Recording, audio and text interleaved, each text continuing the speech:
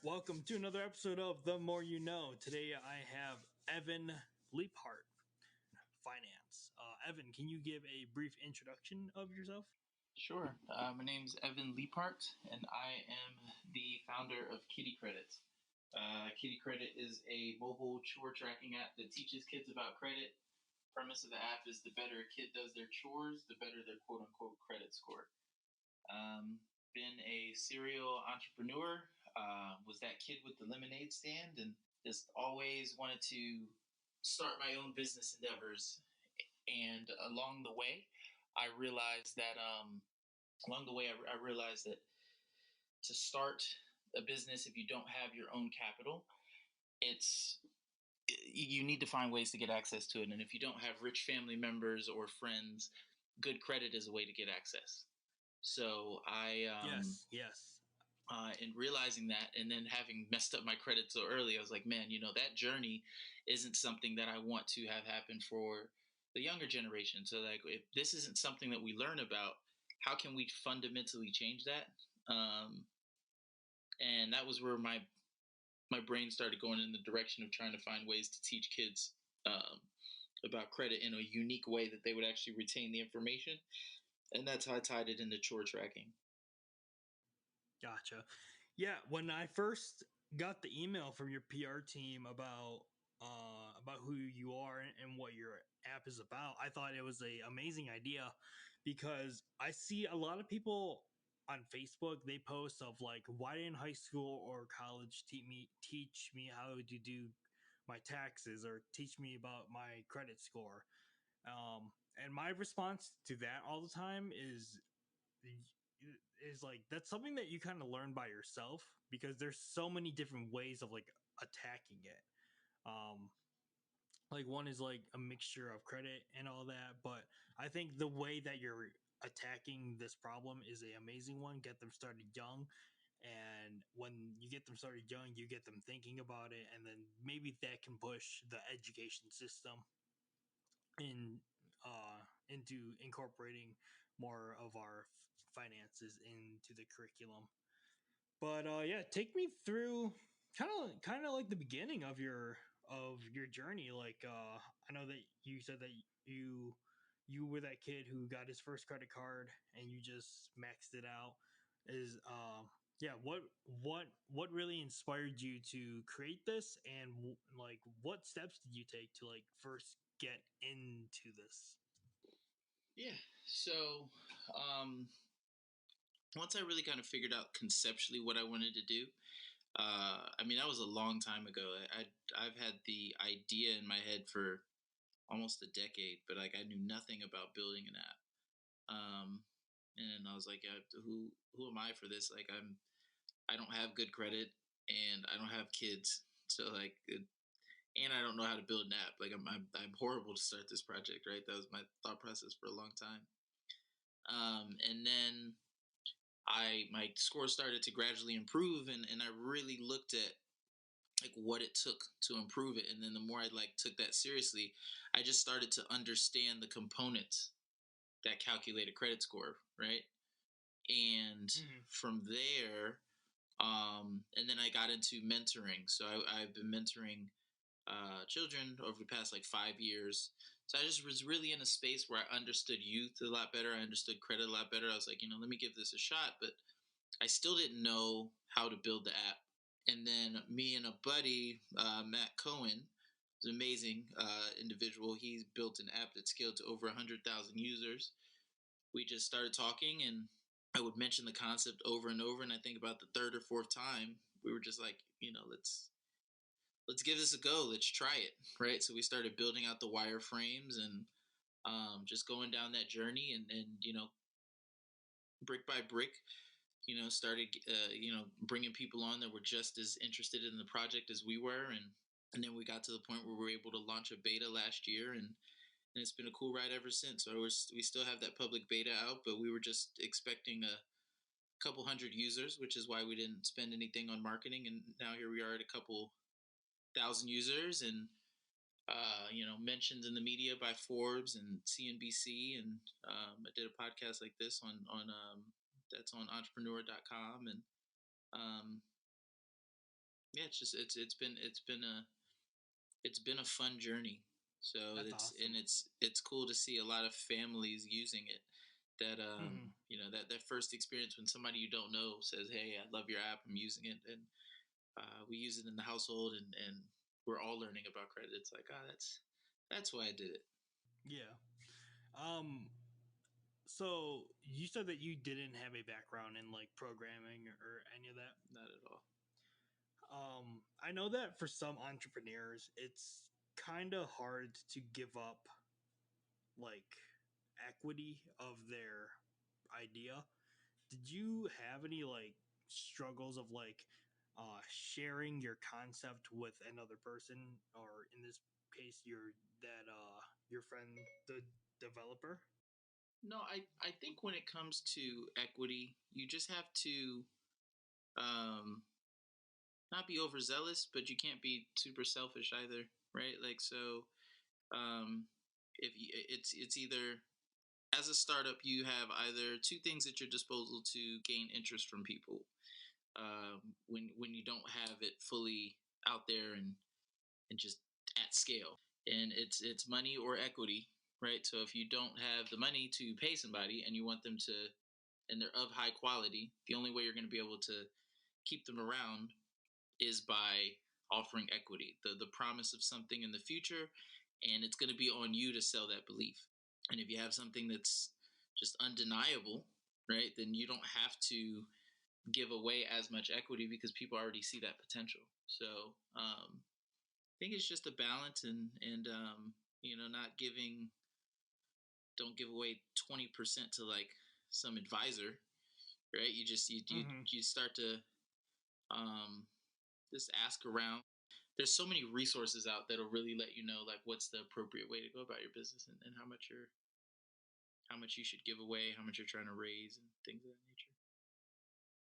Yeah, yeah, yeah. Because I know that for like a lot of entrepreneurs that I know, and even for me, like even for like my branding and all that, it's hard to like delegate work to other people because a lot of people just want to have that feeling of accomplishment and knowing that what they did is like 100% theirs.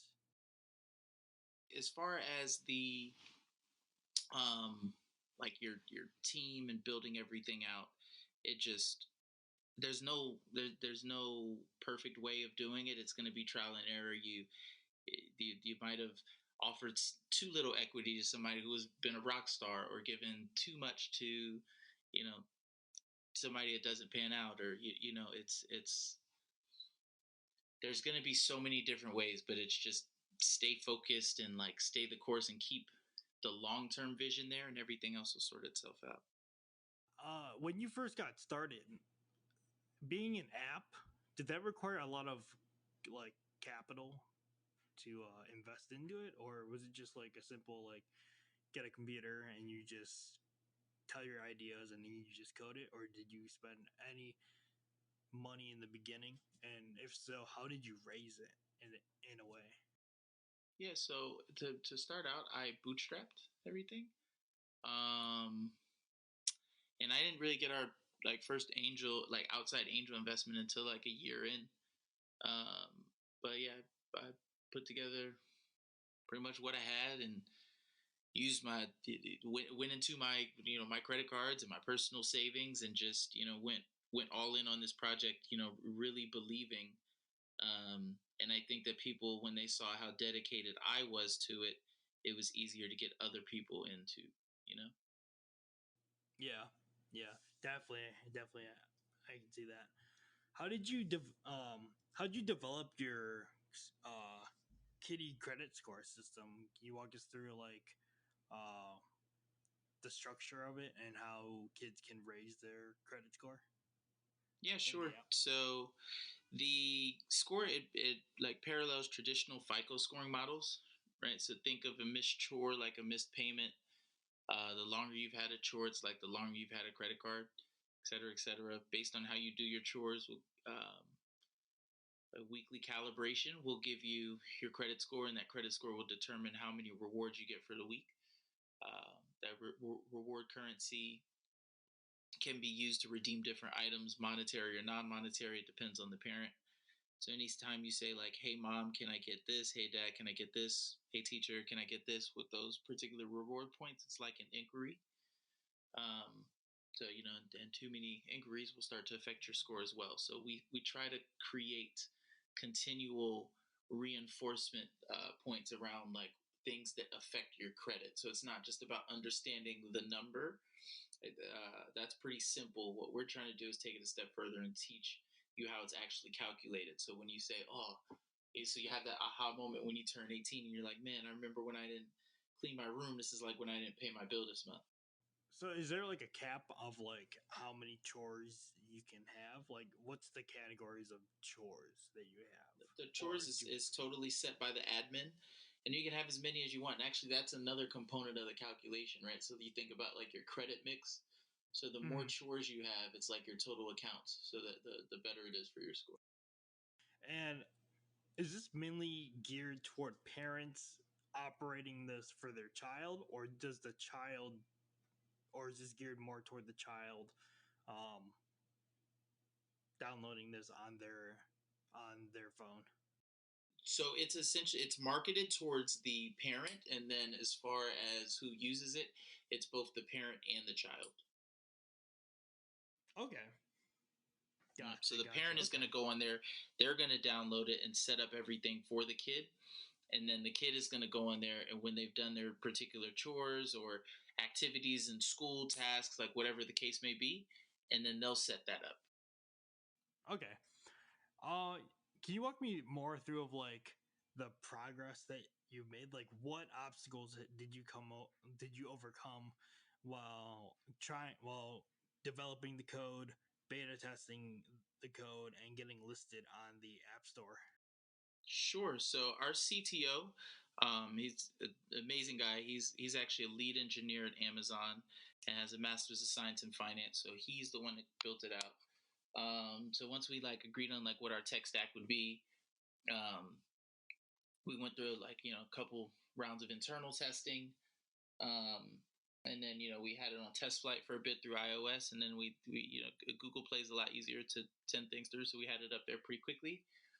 Um, How so? had just the approval process, like to get once you they have less regulations um, than than iOS. At least from our experience, it was a quicker process. And then God. once we got everything up on there, um, we announced it to our friends, to say, "Hey, check this out." And I think within our second or third month of it being up there, we were Forbes had picked us up, and it kind of shocked us. I set up the Google alerts on our phones, and then we were just putting an article on different ways to teach your kids about money via apps. So that was cool for us. It was kind of that early validation. Same thing with Bankrate. We were in that article there, so we knew we were onto something, and we've always said, our proof of concept is strong, but we really need to take this app to the next level if we're trying to get it to be in a place that's going to fundamentally change the world around us, and we need the right partners to do that. So this year was not necessarily about press, even though we got a decent amount of it. It was really about trying to um, if we're going to be recognized in press outlets of any sort, using that to strengthen our ability to secure solid partnerships. So we were able to do that this year. Partner with Equifax Foundation, Debt.com, based down here in South Florida, and just really got some cool things lined up for 2021. Yeah, I'm like right now I'm looking at a CNBC article, and they actually interviewed you. How did that feel? Like getting a big news network, big finance news network, reaching out to you for an interview to talk about your app. It's interesting. So like that one, I remember I read an article, or it was some article on like how to teach kids about credit, and they had like a paragraph from my buddy, my guy Mac. He wrote a very dope book called Four Money Bears. So I was like, oh, that's cool. And then I saw who the author was, so I reached out, just said, hey, I'm doing this project that teaches kids about credit. If there's ever anything you need on this type of topic, I think I could help. Um, so then it wasn't until like months down the line they were like, hey, we're doing a piece on mistakes you made in your 20s around credit. Do you have like a sentence or two? I was like, oh man, I have more than a sentence to say. I could tell you a bunch, right? So we talked about it, and then it ended up just going from being me having a sentence or two in an article to it actually being an entire story. So that was really how that all came about. And yeah, I mean, when it came out, that was amazing for us. And then it kept getting better, because from there I saw that Equifax had actually retweeted the article. And if you go on Oh their my Twitter, God. you'll see they only tweet like once a week, right? So you don't have to scroll back too far to find that. So that was like, there's validation that we're doing things and we're in the right direction. Hmm. And then shortly after that, I had a Forbes interview, and Forbes asked us a couple questions, and next thing I know, we have an article that's saying we are the financial literacy app that teaches kids about credit. So Oh my this, God, that must have been huge. Like, oh my God, yeah, that's a big yeah, that was. milestone. So it's been very very cool for us this year, But like as a founder, you can either sit there and just like pat yourself on the back all the time, or you have to find a balance, so you're not like never celebrating any of the moments, Hmm. um, but just knowing there's a lot more work that needs to be done. So my head is always like, man, this is cool, but a lot more work needs to be done. So that's where my head is. Gotcha. Yeah, that's the perfect mindset, dude. There's always something that you can improve on in a process, in an app, in anything. The sky is truly the limit, and that makes me think, like, since you have a finance app, have you ever thought about Shark Tank? I've thought about Shark Tank. I mean, there's different forms of Oh no, pitching. We're no. actually, I mean like the TV show Shark Tank. yeah, no, I know.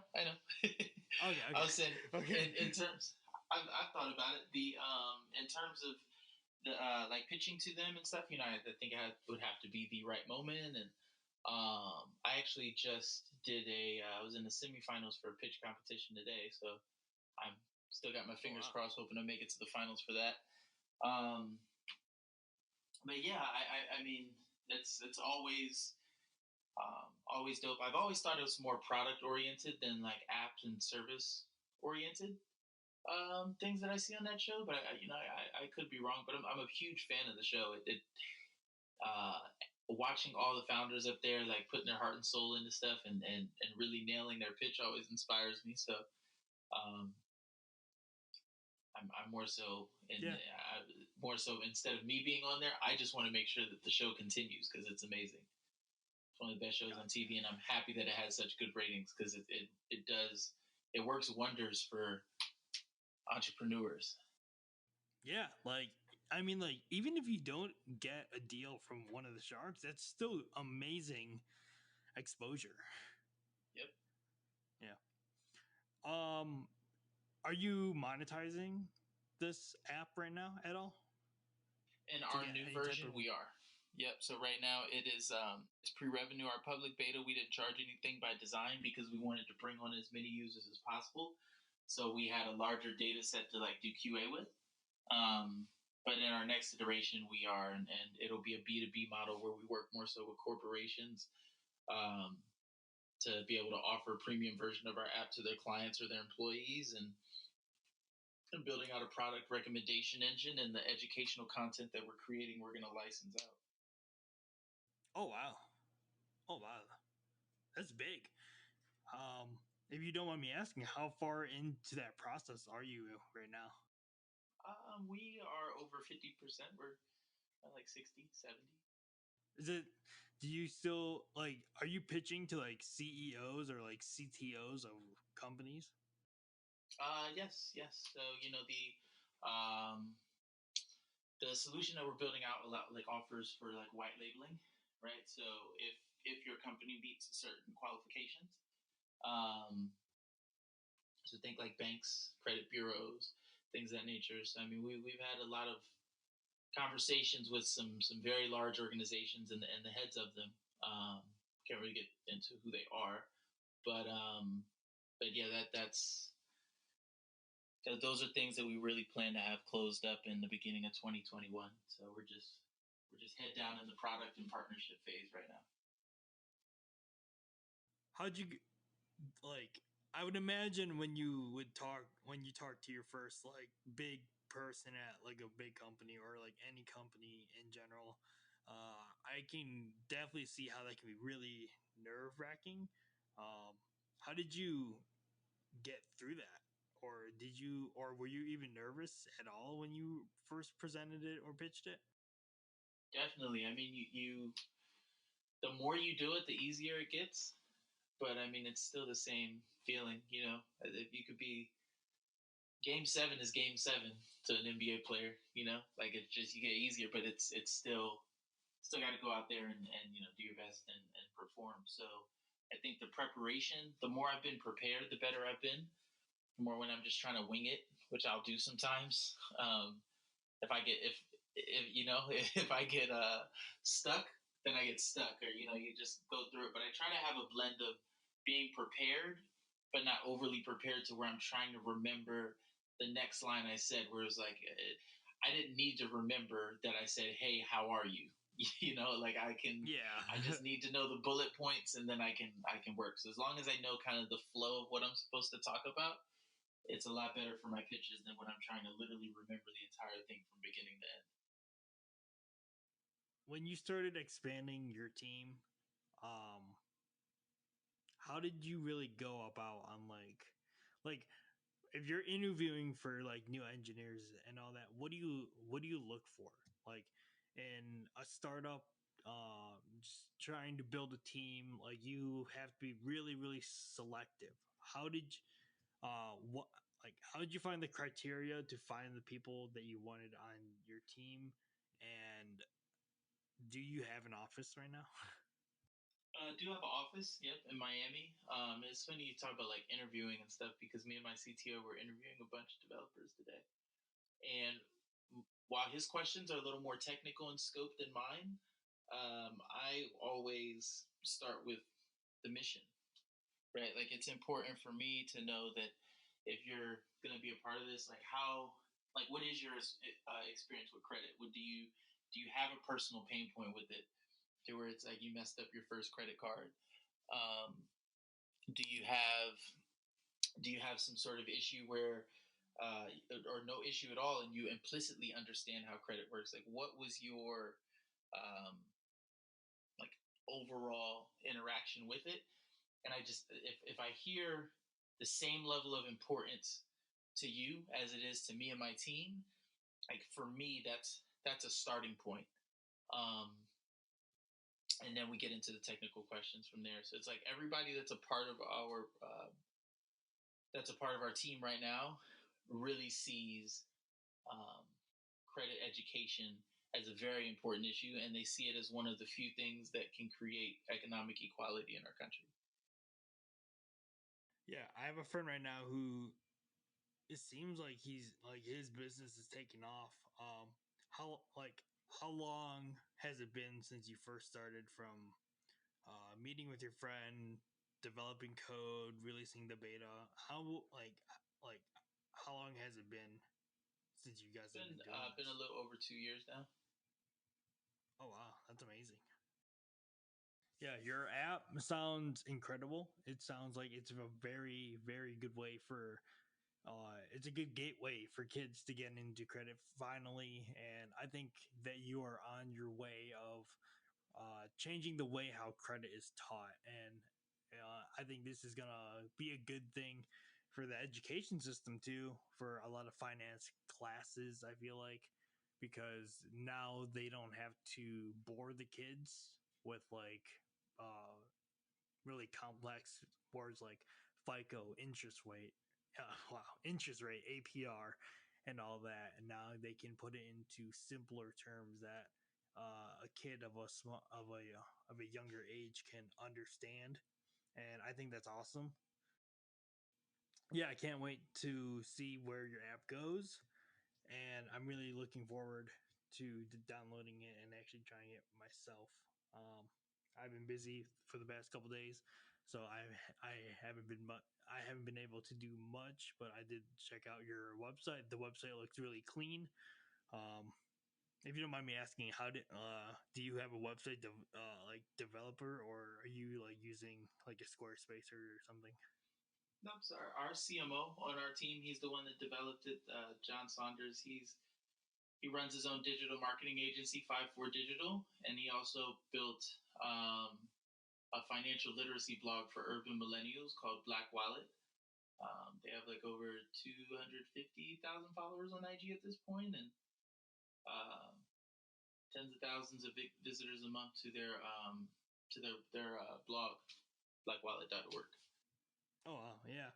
I was gonna say I saw when I initially Googled Kitty Credit, there was an article on Black Wallet about it. But yeah, that's all the questions that I have for you.